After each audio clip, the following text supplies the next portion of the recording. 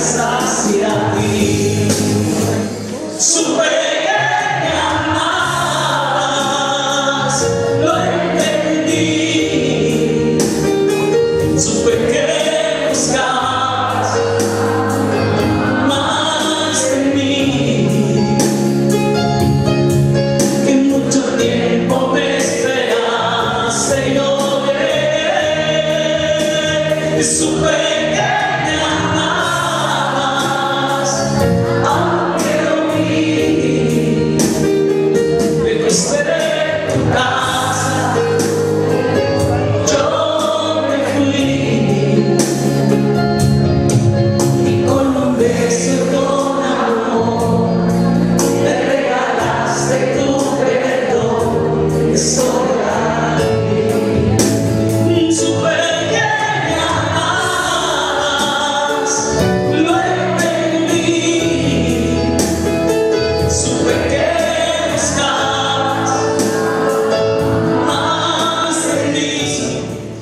de esta enseñanza, pues necesitamos 3 fuentes, o hemos usado 3 fuentes.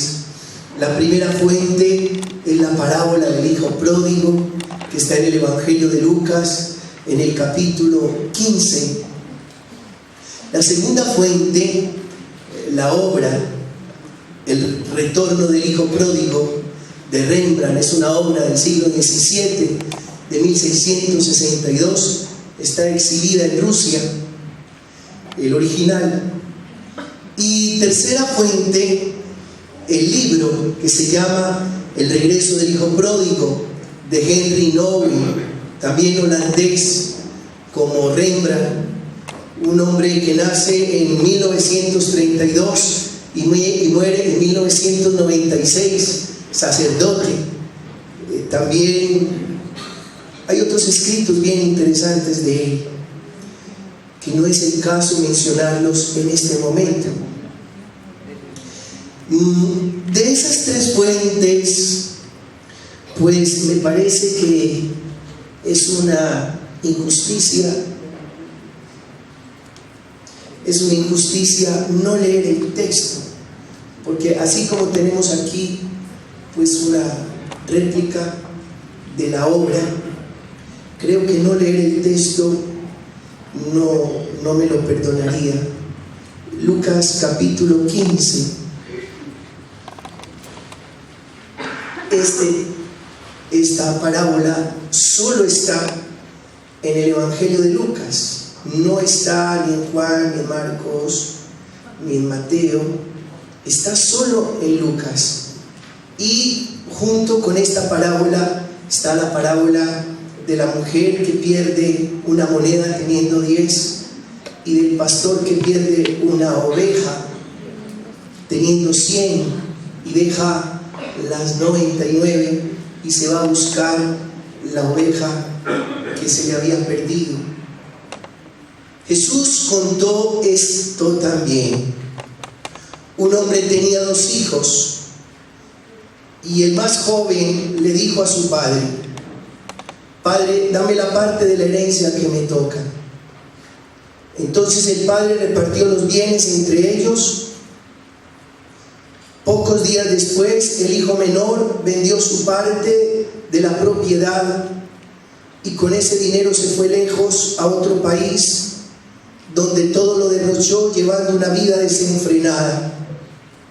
Pero cuando ya se lo había gastado todo, hubo una gran escasez de comida en aquel país y él comenzó a pasar hambre.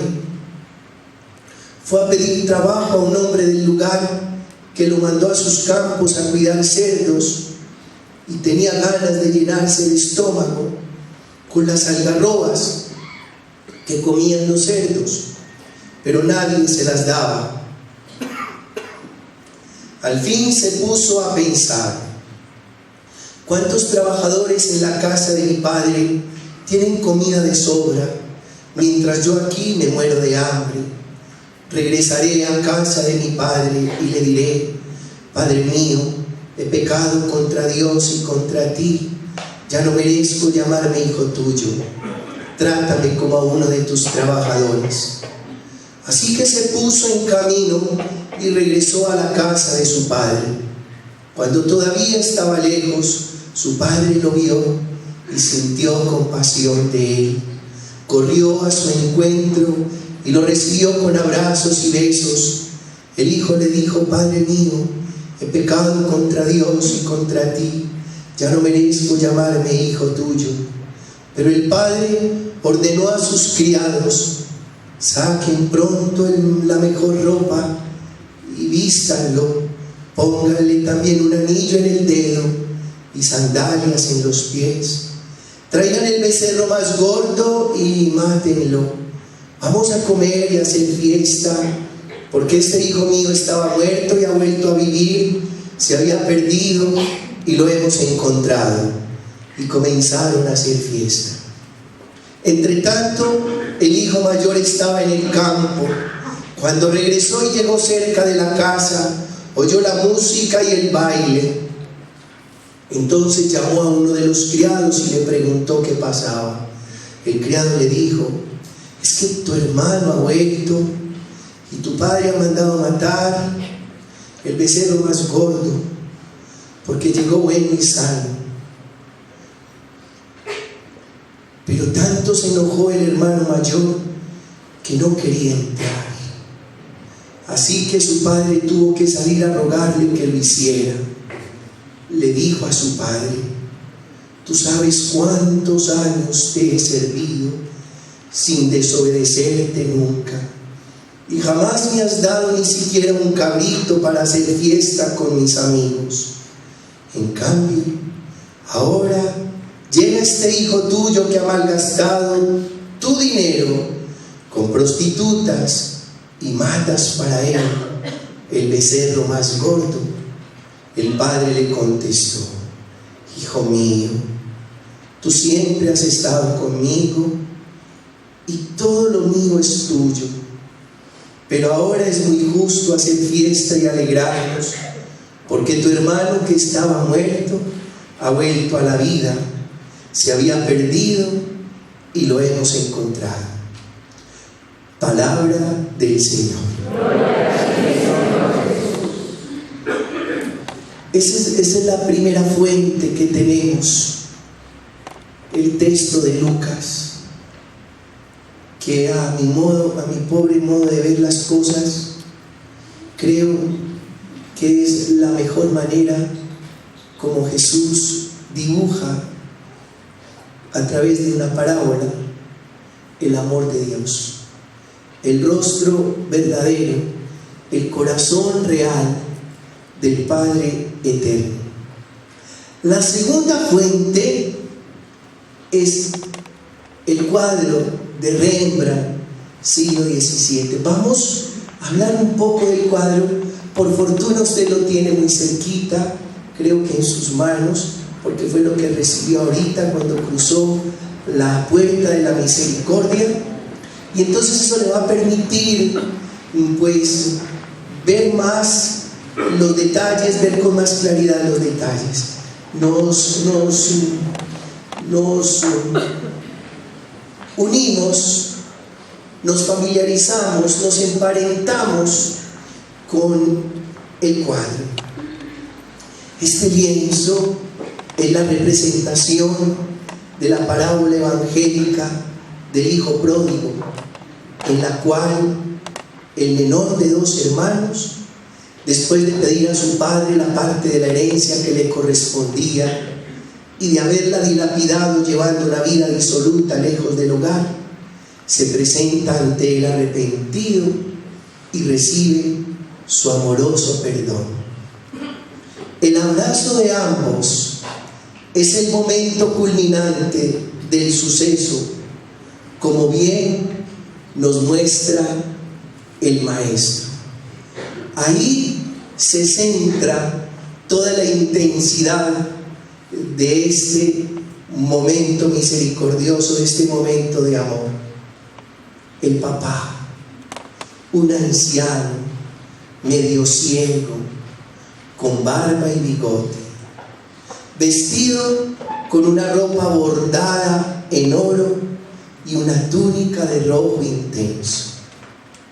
Rembrandt, después de pasar por una serie de experiencias cargadas de dramatismo y dolor, muestra una especial fascinación por la gente anciana y ciega. Más adelante nos daremos cuenta porque Rembrandt interpreta en el lienzo a Dios Padre como un anciano ciego. El anciano de Rembrandt se inclina sobre su hijo recién llegado y tocándole los hombros con las manos, se puede apreciar no solo al padre que estrecha al hijo en sus brazos, sino a la madre que acaricia a su niño, le envuelve con el calor de su cuerpo y le aprieta contra el vientre del que salió. Bajo la forma de un viejo patriarca judío, emerge también un Dios maternal que recibe a su hijo en casa. El núcleo del cuadro de Rembrandt son las manos que se posan sobre los hombros del hijo que regresa.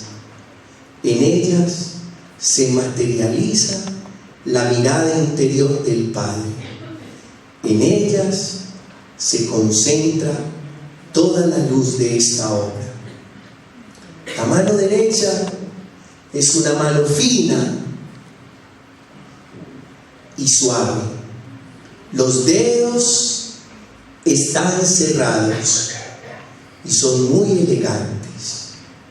Se apoyan tiernamente sobre el hombro del hijo menor. Quiere acariciar, mimar, consolar y confortar. En realidad es una mano femenina, es la mano de una madre. Algunos estudiosos sugieren que es esta mano, que la mano izquierda masculina es la mano de Rembrandt. La mano izquierda sobre el hombro del hijo es fuerte y musculosa.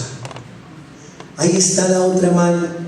Los dedos están separados y cubren gran parte del hombro y de la espalda del hijo. Se nota cierta presión. Esta mano no solo toca, sino que también sostiene con su fuerza. Es una mano de gran firmeza. A ellas se dirigen las miradas de los curiosos y contemplan la escena principal del cuadro. En ellas la misericordia se hace carne. En ellas se une el perdón, la reconciliación, la sanación, y a través de ellas encuentran un descanso no solo el hijo cansado, sino también el anciano padre. El joven, sostenido y bendecido por el Padre, dejó su casa llena de orgullo y dinero, determinado a vivir su propia vida lejos de su Padre.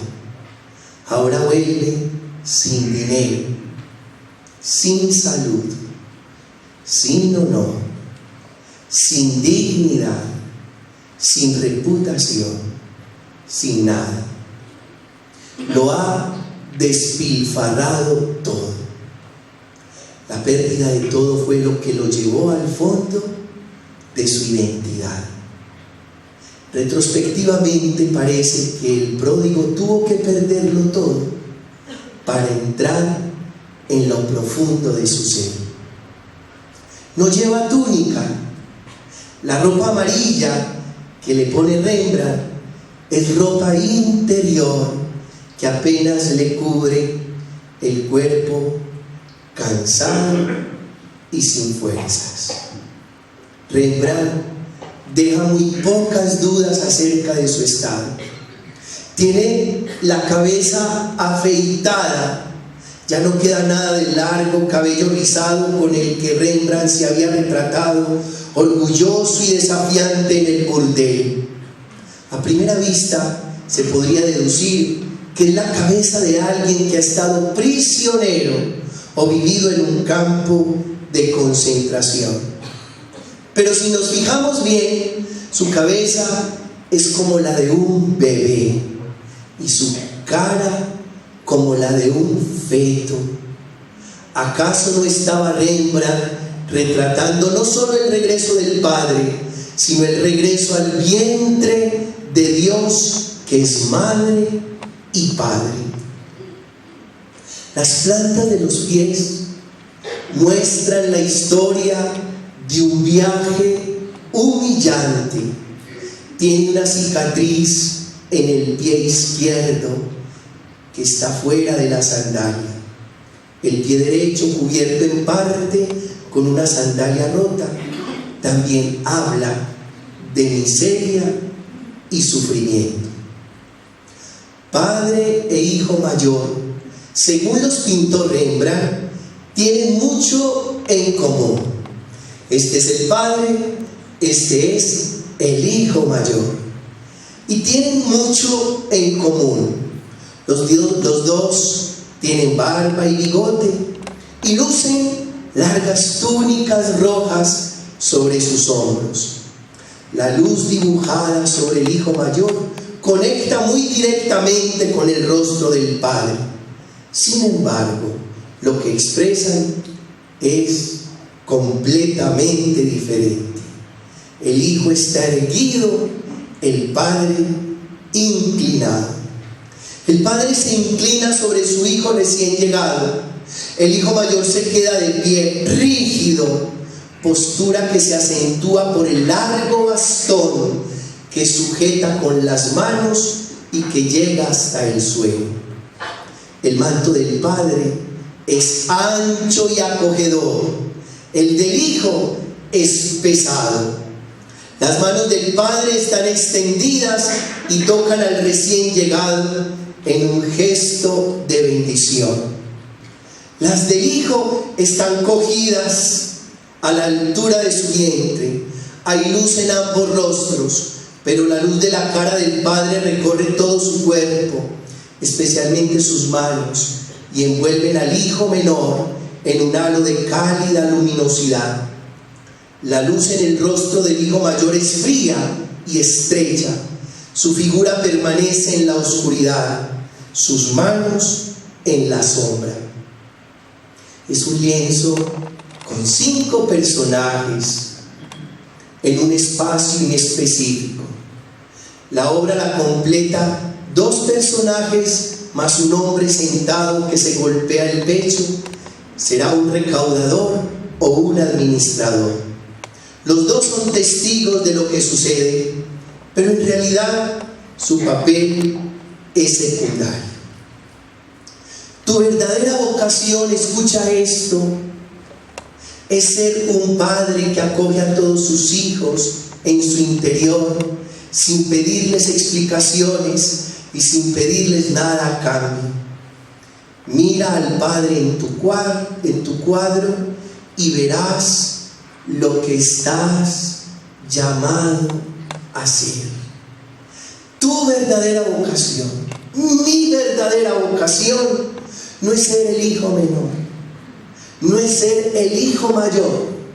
Nuestra verdadera vocación es ser como el Padre.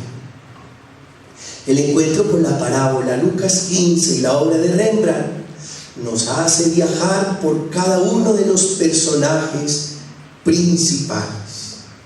Inicialmente por el hijo menor, que pide su parte de la herencia y se marcha de casa. Luego por el hijo mayor, celoso, calculador, que siempre estuvo en casa pero sin conocer realmente el amor del Padre. Y finalmente por el Padre, que representa el amor de Dios. ¿Cuál es nuestro ejercicio? El ejercicio de mirarse en cada personaje resulta una verdadera aventura, y es lo que vamos a hacer en esta tarde. Nos vamos a mirar en cada personaje para que al final podamos sacar la conclusión que no tenemos que ser ni como el hijo menor ni como el hijo mayor, sino como el Padre. Es necesario concluir que el personaje al que cada ser humano ha de aspirar es el Padre. La casa del Padre es un lugar dentro de mí donde Dios ha elegido hospedarse. Jesús dice: el que me ama se mantendrá fiel a mis palabras. Mi Padre lo amará, y mi Padre y yo vendremos a Él y viviremos con Él.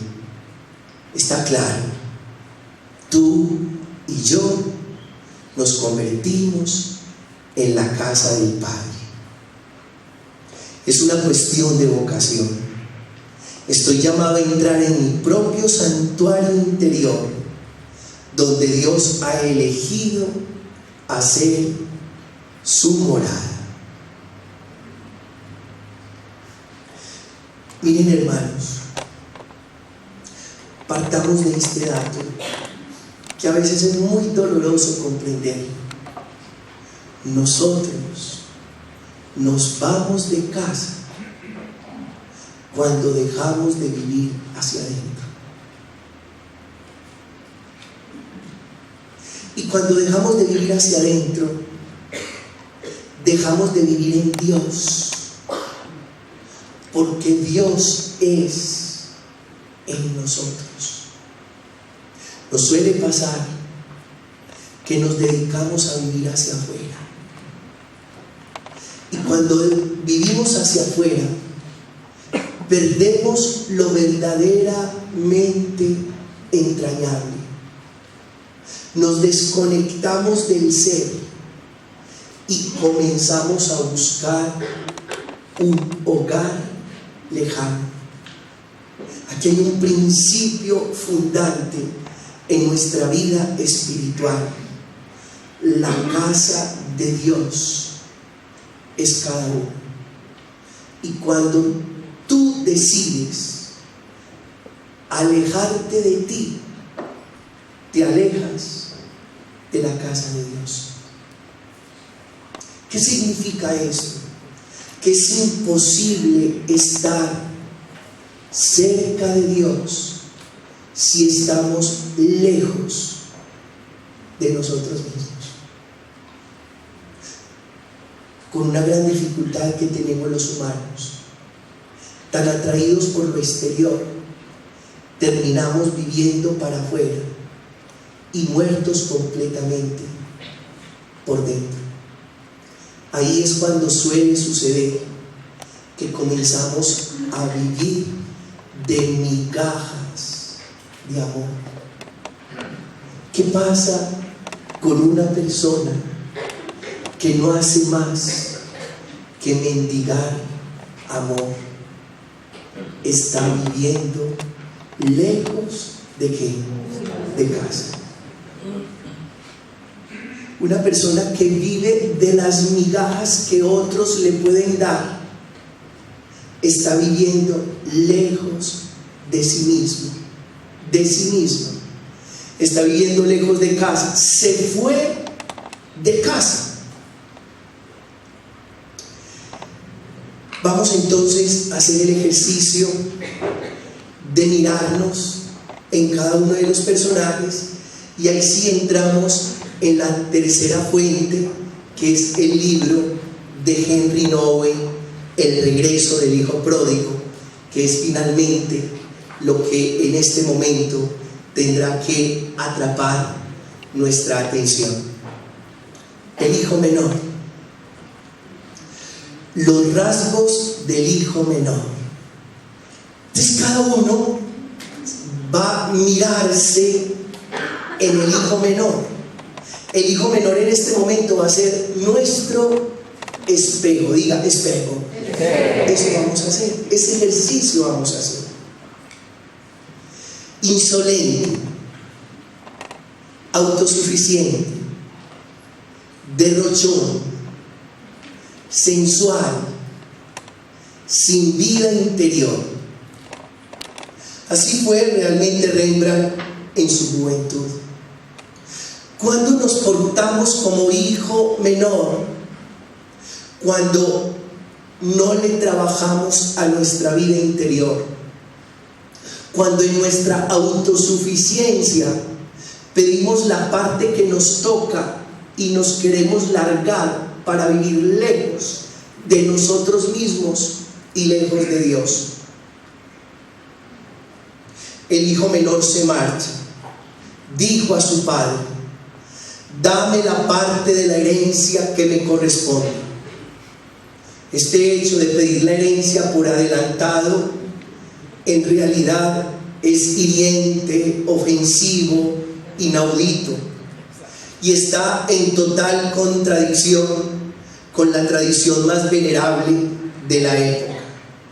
La manera de marcharse es equivalente a desear la muerte del padre.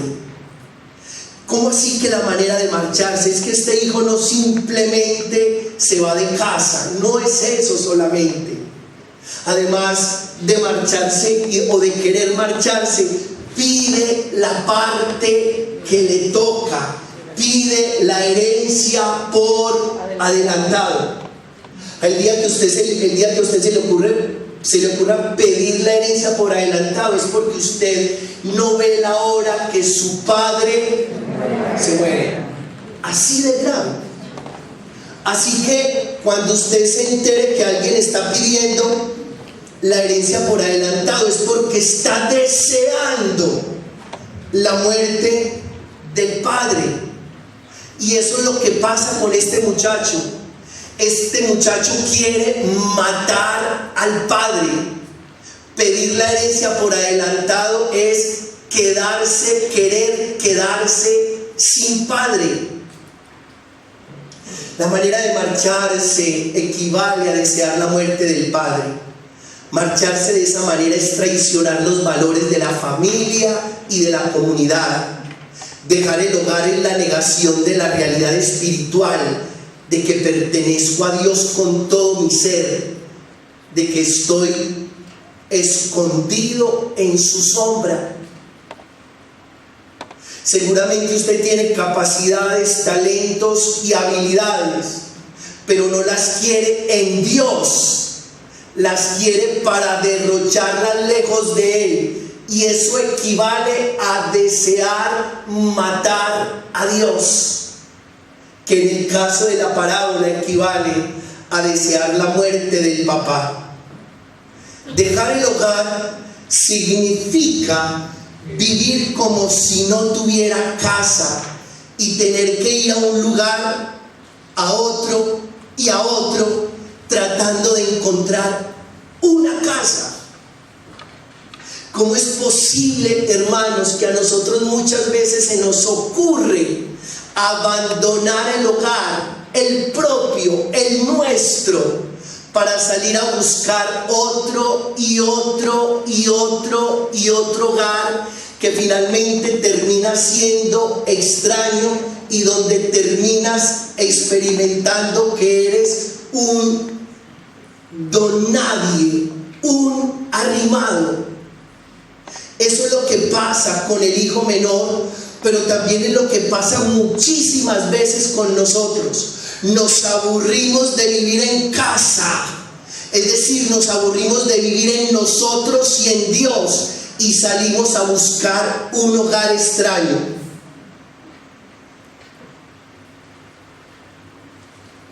El hogar es el centro de mi ser, y renunciar al hogar es toda una locura. Dejar el hogar es renunciar a escuchar la voz del amor que me dice: tú eres mi hijo en quien me complazco. He abandonado el hogar una y otra vez. He huido de las manos benditas y he corrido hacia lugares lejanos en busca de amor. Voy tras otras voces y otras manos, quizás más seductoras, que me dicen: sal, demuestra que vales, mereces tener éxito, fama, poder. Cuando dejas de producir, entonces dejas de interesar. Seguramente este muchacho, con su herencia, al principio hizo muchos amigos. Ustedes se pueden imaginar la cantidad de personas que él logró reclutar, pero mientras tenía la herencia. Cuando ya perdió la herencia, ya se sintió solo, extraño, ya no se sintió en casa. Así que se va de casa donde lo aman para buscar otro hogar donde simplemente lo van a utilizar. Cada vez que nosotros nos vamos de casa, es decir, renunciamos al amor y optamos por el interés, parece que nos gusta más que nos exploten, que nos usen, que nos amen. Cada vez que tú tomas la decisión de alejarte de Dios y de alejarte de ti, es porque estás renunciando al amor y estás decidiendo que otros abusen, se burlen, te exploten e interesadamente abusen de lo que tú posees. Qué curioso ese negocio tan tremendo que terminamos haciendo cuando decidimos alejarnos de casa. Y miren esto: cuando permanezco en contacto con la voz que me trata como hijo amado, estas voces son inofensivas. Mientras usted esté en casa, lo que le digan fuera de casa resulta inofensivo. Usted no se deja seducir por esas voces extrañas. ¿Por qué? Porque está en casa. Pero lamentablemente sucede lo contrario cuando no se está en casa, cuando no se escucha ya la voz del amor, porque me he alejado de casa. Entonces esas voces, esas sugerencias comienzan a dominar mi vida muy fácilmente, me empujan a un país lejano. Hagamos este ejercicio. Mientras usted esté en Dios, el mal que seduce con 85,000 propuestas no es capaz de atraparte, no es capaz de atraparte. Pero cuando tú decides irte de casa, esas otras voces, esas otras propuestas se vuelven fascinantes. ¿Por qué? Porque ya no sabes distinguir entre lo que es verdadero amor y lo que no es.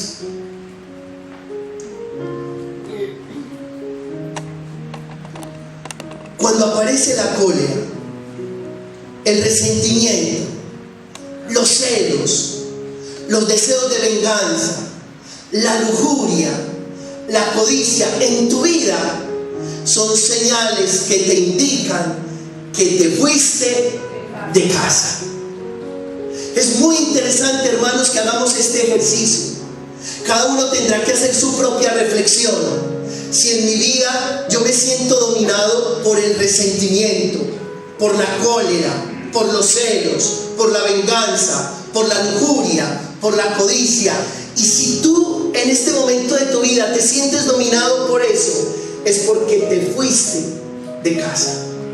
Es porque te alejaste de ti mismo y del Dios que decidió hacer su morada en ti. Las búsquedas en el país extraño es buscar donde no es, donde todo tiene condiciones. Te quiero si eres guapo, te quiero si eres inteligente, te quiero si tienes buenos contactos, te quiero si produces mucho, te quiero si vendes mucho, te quiero si compras mucho, hasta que nos volvemos esclavos y adictos, lejos de nuestro propio hogar. Recuerden que en casa no hay condiciones, porque en casa el amor no sabe de qué, de condiciones. Lejos de casa siempre encontrarás condiciones y siempre tendrás que trabajar para que puedas cumplir las condiciones que te ponen afuera. La vida no se hizo para que tú trabajes y trabajes con tal de cumplir las condiciones que te ponen en países lejanos. La vida se hizo para que tú trabajes y descubras que el amor está ahí y que ese amor es el amor de Dios y que es un amor incondicional. No tiene ningún sentido que nos alejemos de casa donde el amor es gratuito y nos vamos a un país extraño a tener que pagar por migajas de amor. Alabado sea el Señor por eso. Ayer estuve visitando una compañía de seguros.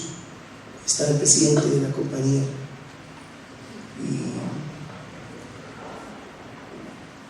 obvio que uno muchas veces habla cosas que no van a hacer música al oído. Yo le decía a las personas de esta compañía, ahí de frente, de cara al presidente, les decía, una cosa, son tus metas, las metas de tu corazón. Esa es tu casa. Cuidado. Yo sé que muchos de ustedes trabajan y en el trabajo siempre les ponen metas. Y muchos de ustedes se revientan tratando de cumplir esas metas. Cuando una persona se revienta tratando de cumplir las metas de otro, está lejos de casa, está lejos de sí. Tú tienes que cumplir, son las metas de Dios en ti, las metas de tu hogar, las metas de tu corazón, las metas de tu casa. De lo contrario, vivirás en un país extraño. Vivirás en un país extraño. Y nos pasa continuamente. Una cosa son las metas de tu corazón, otra cosa, las metas que te ponen desde fuera. Aprende a creerle más a las metas de tu corazón. Ahora, si las metas de tu corazón coinciden con las metas que te pusieron fuera, pues bien, no hay ningún problema. Pero nunca que tú traiciones tu casa por cumplir las metas de un hogar extraño. Eso es irse de casa. Tan simple, de repente nunca lo habíamos notado. Irse de casa es vivir más del placer que del amor. Es vivir más hacia afuera que hacia adentro. Es vivir más para complacer a otros que para agradar a quien. Alabado sea el Señor por eso.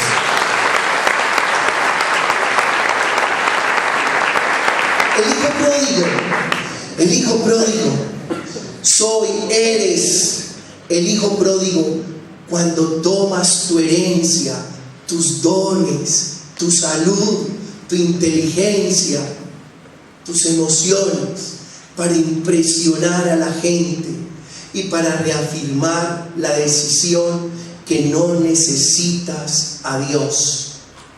Terminas sirviéndole al mundo y, por supuesto, explotado, no por el que te ama, sino por el que te utiliza.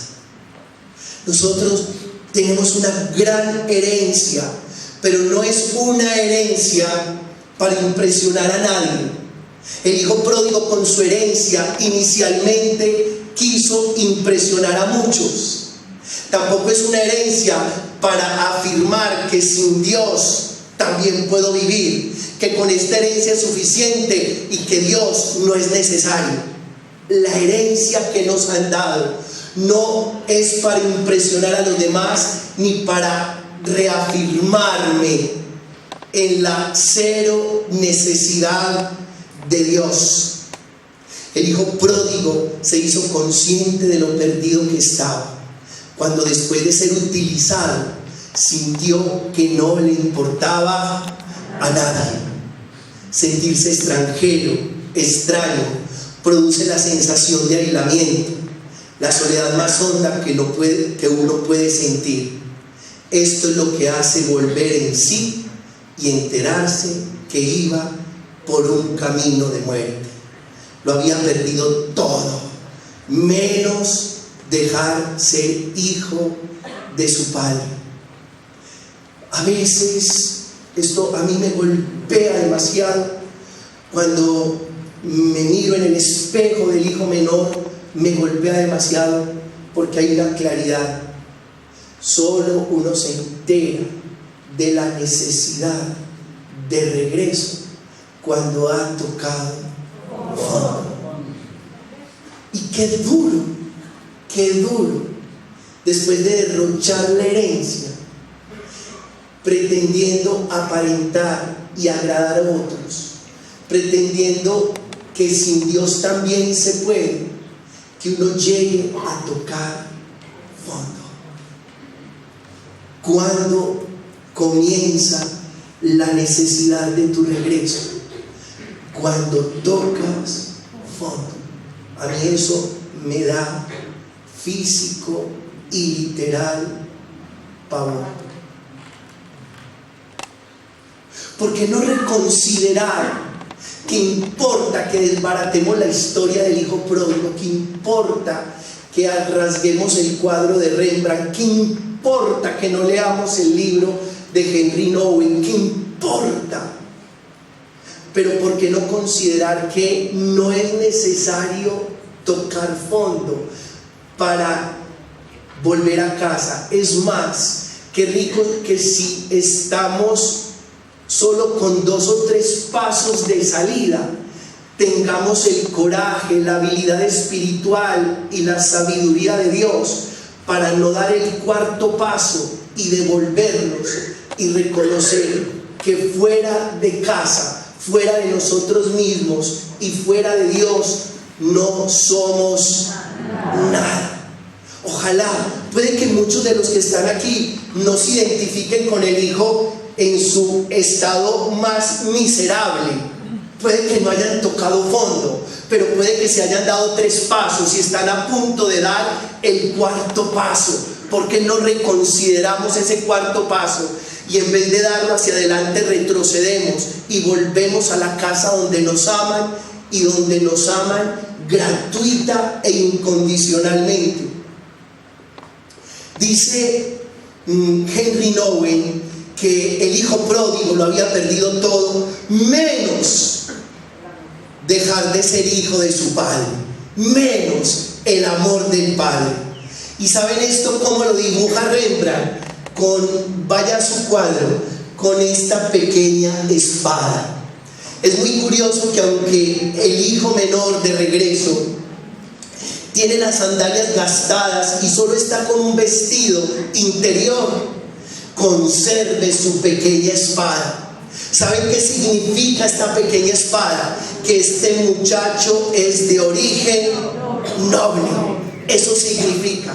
A nosotros nos puede pasar de todo en la vida y más, pero no perderemos nunca esa pequeña espada que nos permite la identidad de ser hijos de Dios.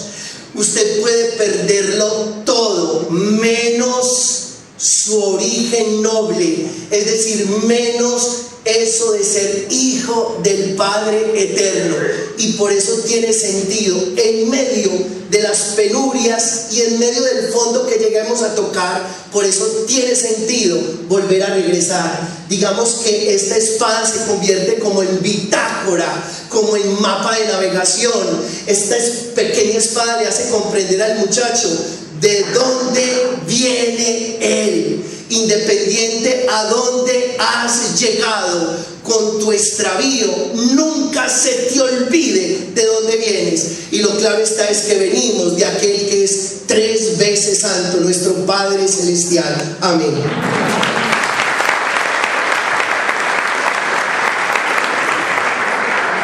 Crear un discurso de disculpa. Seguimos en el hijo menor. Ustedes recuerdan el discurso de disculpa. Volveré a la casa de mi padre y le diré: Padre, he pecado contra el cielo y contra ti, ya no merezco llamarme hijo tuyo. Todavía este muchacho está enredado, porque aún no cree completamente en el amor del Padre. Todavía no cree en lo que puede pasar de fascinante en su propia casa. ¿Y esto qué significa?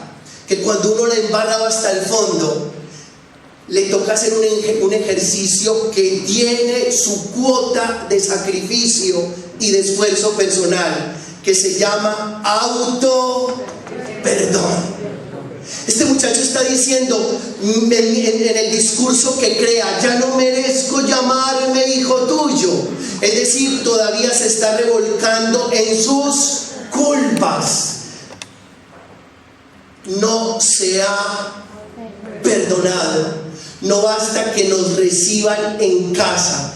Es necesario que nosotros mismos abramos la puerta extendamos los brazos y nos aceptemos nuevamente en casa. Es lo que nosotros ahorita nombrábamos como automisericordia. Diga, automisericordia. El gran reto entonces aquí no es simplemente pedir perdón. El gran reto es recibir ese perdón. Porque cuando usted recibe ese perdón es porque está creyendo en ese perdón. Usted seguramente muchas veces le ha dicho a Dios: Dios, perdóname. Pero le han quedado faltando dos cosas: creer que lo están perdonando y recibir ese perdón que le están dando.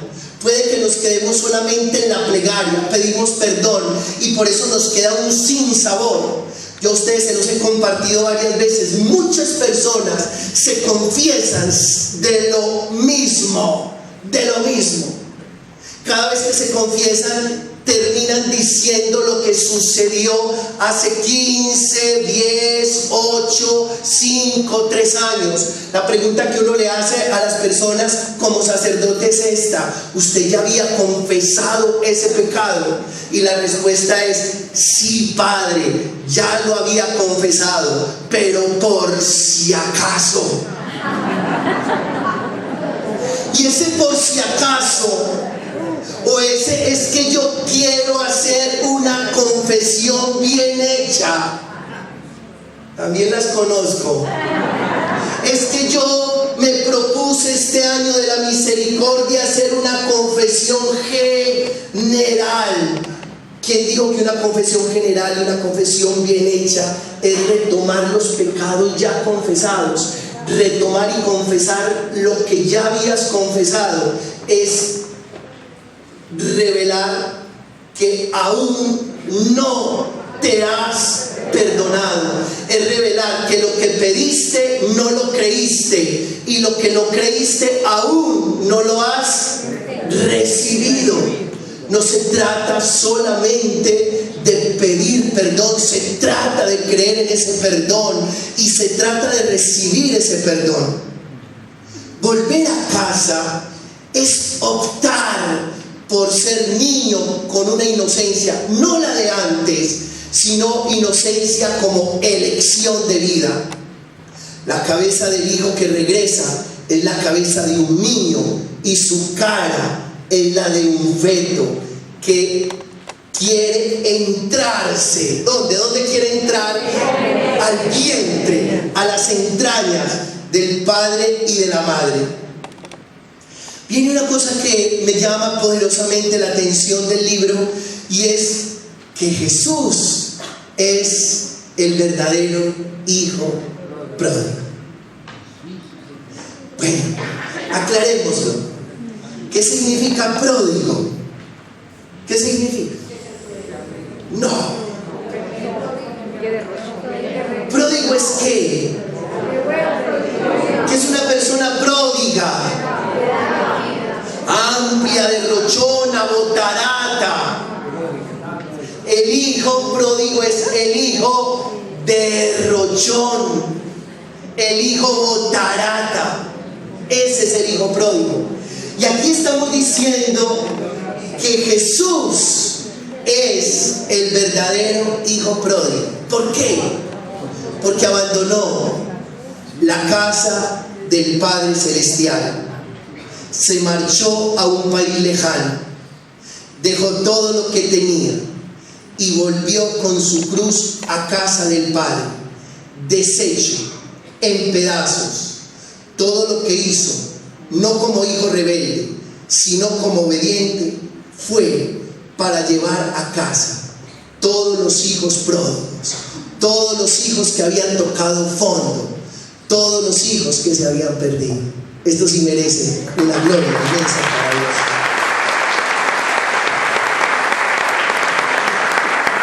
Es que eso es lo que hace Jesús. ¿Qué hace Jesús? Él está allá con el Padre Eterno, con el Padre Celestial, y le dice al Padre Celestial: a ver lo mío, que me voy. Y se viene a compartir nuestra condición, nuestra naturaleza.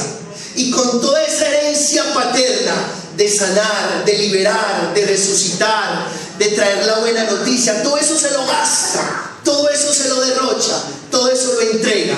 Y cuando ya se queda sin nada, vuelve al Padre hecho pedazos. Pero no vuelve al Padre hecho pedazos solo, vuelve al Padre hecho pedazos con todos los despedazados por el pecado, con todos los despedazados por la rebeldía, con toda la humanidad que un día, lejos de Dios, se hizo pedazos.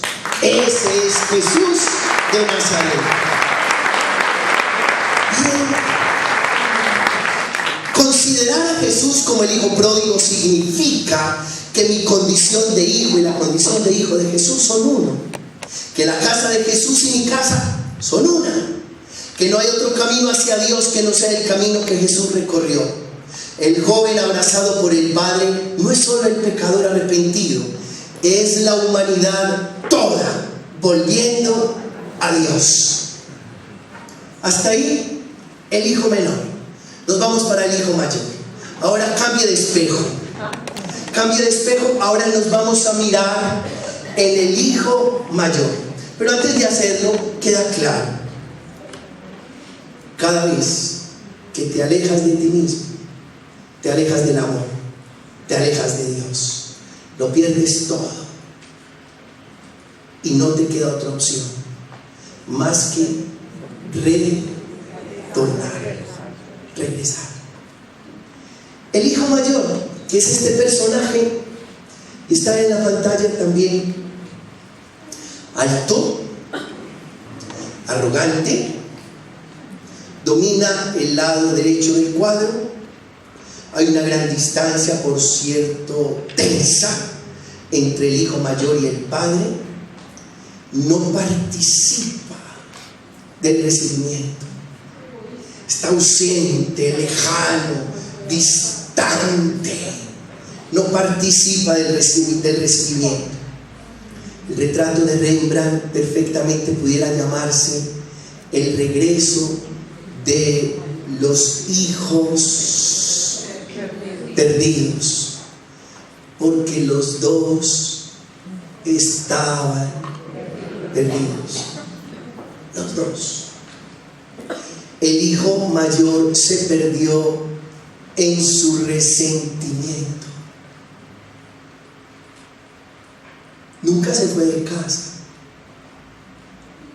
pero nunca conoció el amor del Padre.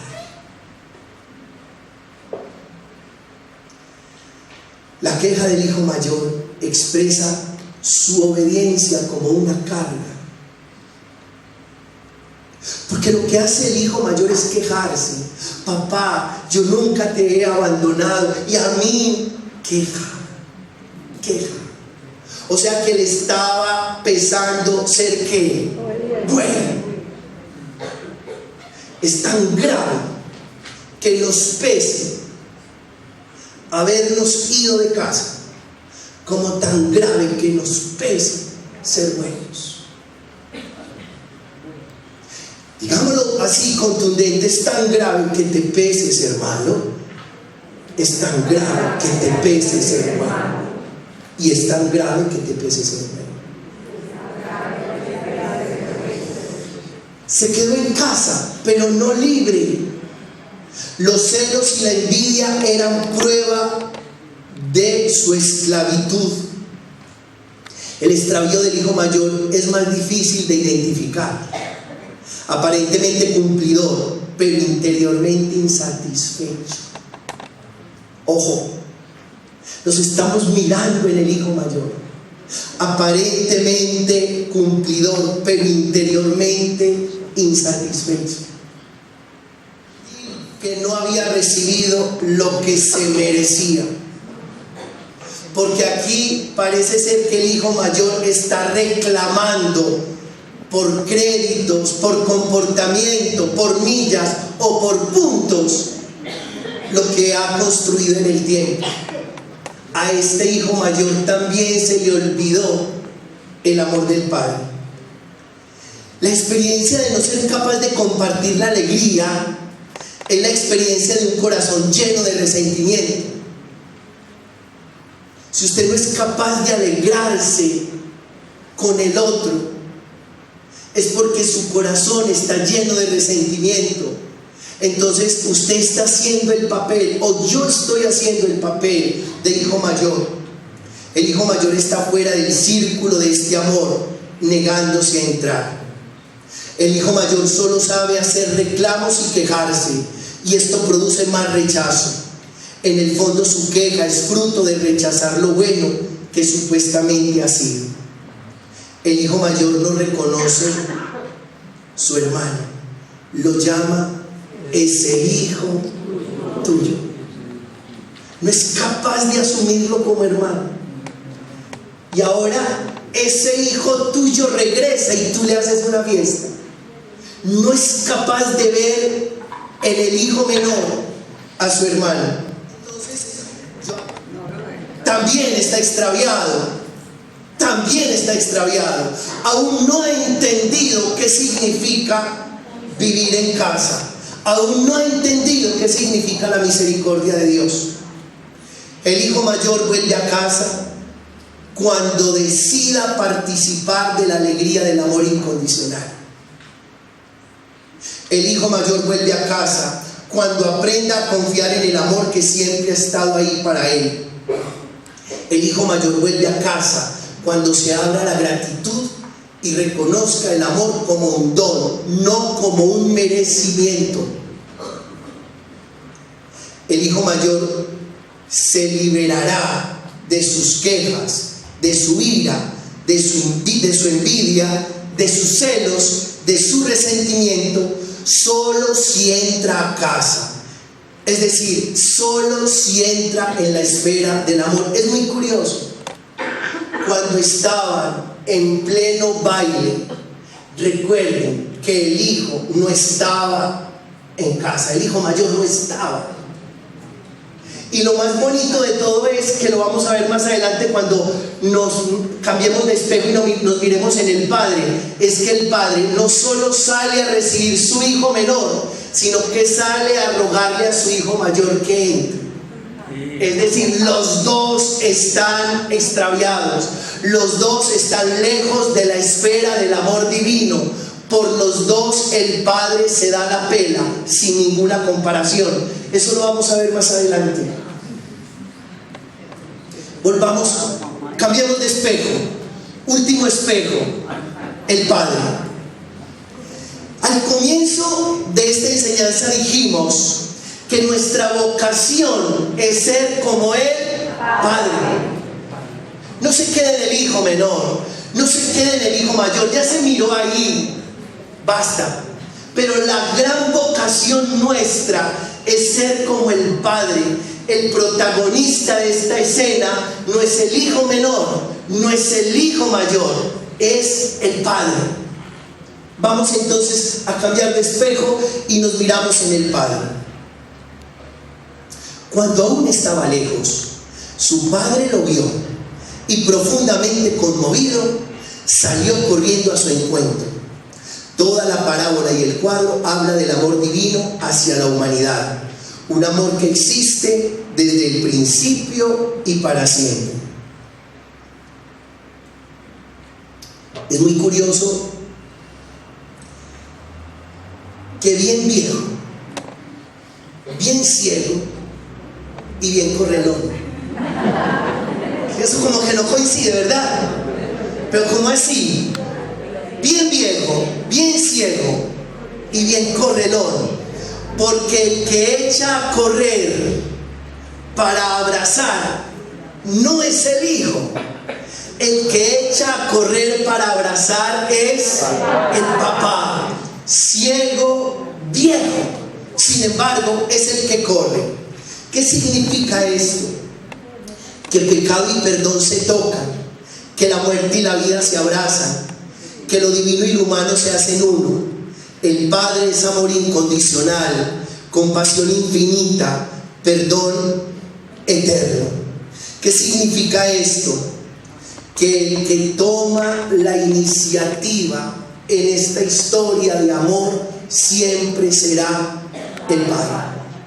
Cuando usted se vuelve padre, eso es genial, porque a esto finalmente tenemos que recoger esta vocación y este llamado a ser padres. Usted se vuelve padre cuando toma la iniciativa del amor. Diga, tomo la iniciativa del amor y me vuelvo el padre.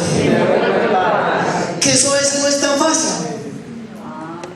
No es tan fácil porque usted siempre está esperando a que el otro dé el paso.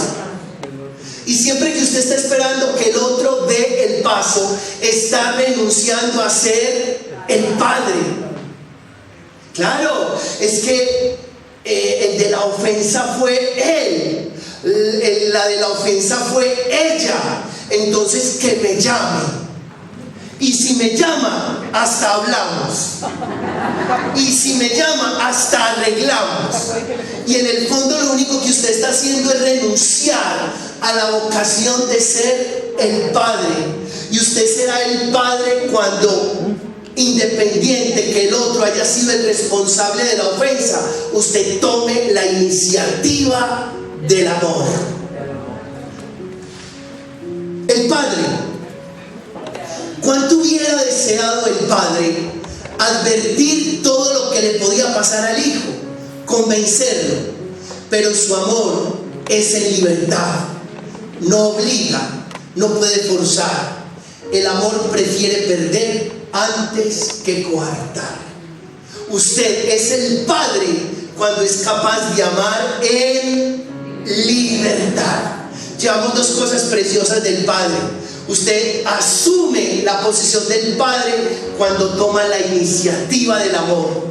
Usted asume la postura del padre, asume la vocación de ser padre cuando, ¿qué dije? Cuando ama en libertad, que es otra cosa que nos cuesta demasiado. Es que si su hijo le dice, papá o mamá, lo mío que me largo, yo me imagino la cantaleta suya. Usted se quiere ir, ese es su proceso conciencial, ese es el camino que tiene que recorrer. Quedo partido de dolor, pero te puedes marchar. Y me quedo aquí con la puerta abierta esperando tu regreso, porque no estoy dispuesto a dejarte de amar. Te amo en libertad. Así es el Padre. Cuando tú decides amar en libertad, aceptas la vocación de ser el Padre. El Padre, la única autoridad que reclama es la autoridad de la compasión. Tú decides ser el Padre cuando amas con compasión. Cuando amas desde la compasión, cuando amas con misericordia. En la predicación de la misa voy a tocar tangencialmente ese punto. Una cosa es pasión y otra cosa es compasión. En la misa lo hablamos, pero digamos aquí una cosa: asumimos la vocación del Padre cuando lo único que reclamamos es que nos dejen ser compasivos. Es lo único que reclamamos, es lo único que no somos capaces de soltar, es a lo único que no somos capaces de renunciar, a la compasión. El Padre extiende sus brazos sin forzar, siempre esperando que sus hijos vuelvan. Su único deseo es bendecir. El Padre de manos abiertas, paterna y materna, la que sostiene y la que acaricia. Dios es padre y madre. La mano femenina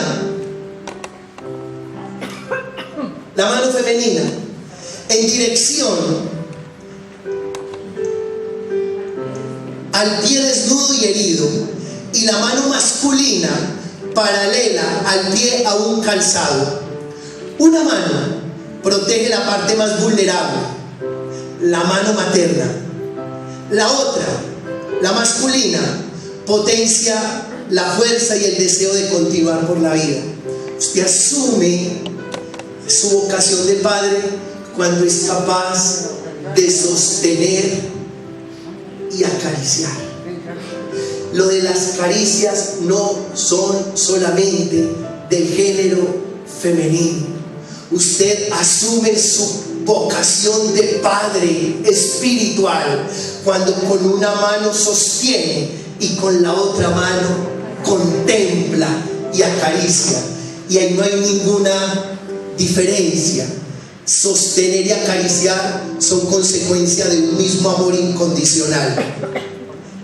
El Padre es manto rojo que no solo evoca tienda de encuentro como una carpa que protege, sino alas de madre pájaro, como la gallina que reúne sus polluelos. Lo dice el Salmo 91. Tú que vives al amparo del Altísimo, a la sombra del Omnipotente, te cubrirá con sus plumas y hallarás refugio bajo sus alas.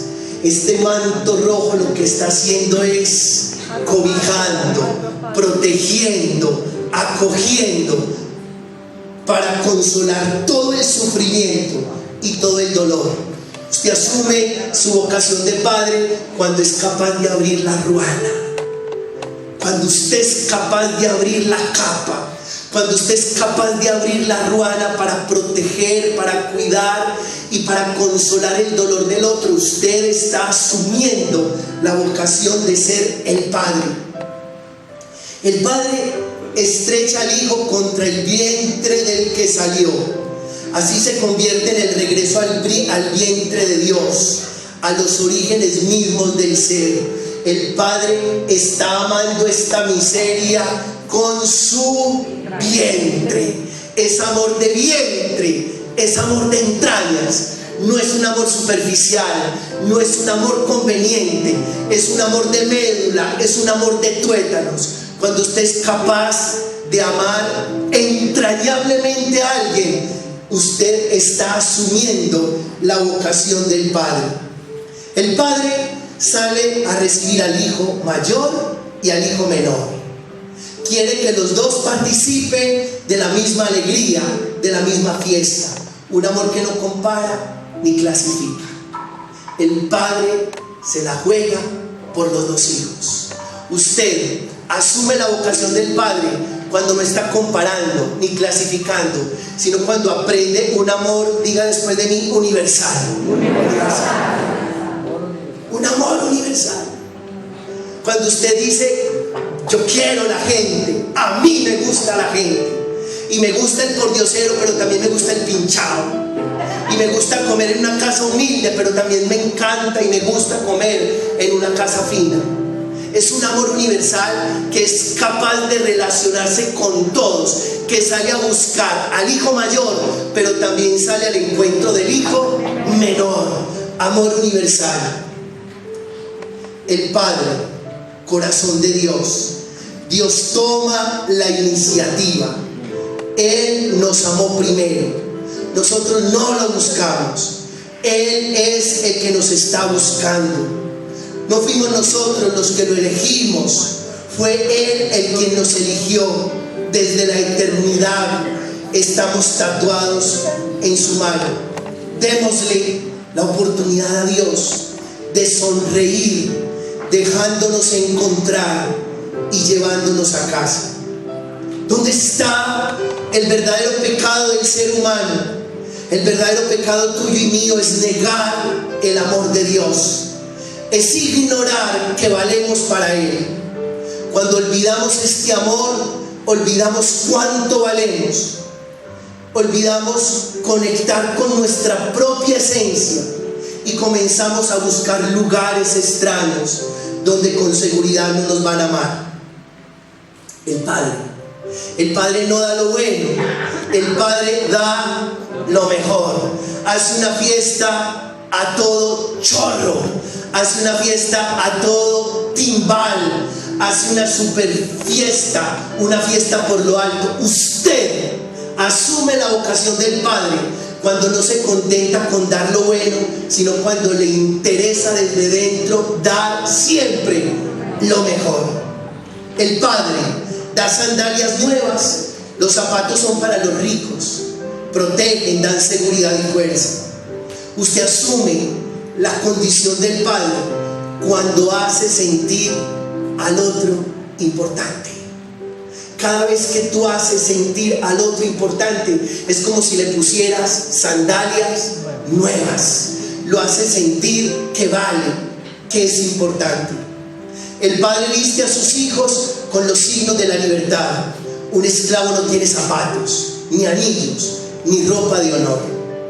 Desde la perspectiva de Dios, un acto oculto de arrepentimiento, un pequeño gesto de generosidad, es todo lo que se requiere para que se levante su trono y se glorifique Él sobre toda criatura.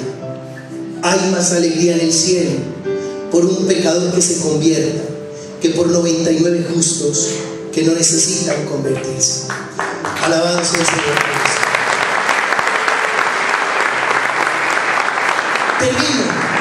Termino y cierro con esto, con esta última diapositiva. El Padre experimenta dolor. Cuando a usted le duele a alguien, es porque en realidad lo ama. Eso lo dice mucho el padre Gustavo Baena. ¿Cómo saber si amo? Si me está doliendo. Es un misterio. Si no te está doliendo, es porque no hay amor. Al Padre le duele. El Padre perdona, es decir, borrón y cuenta nueva.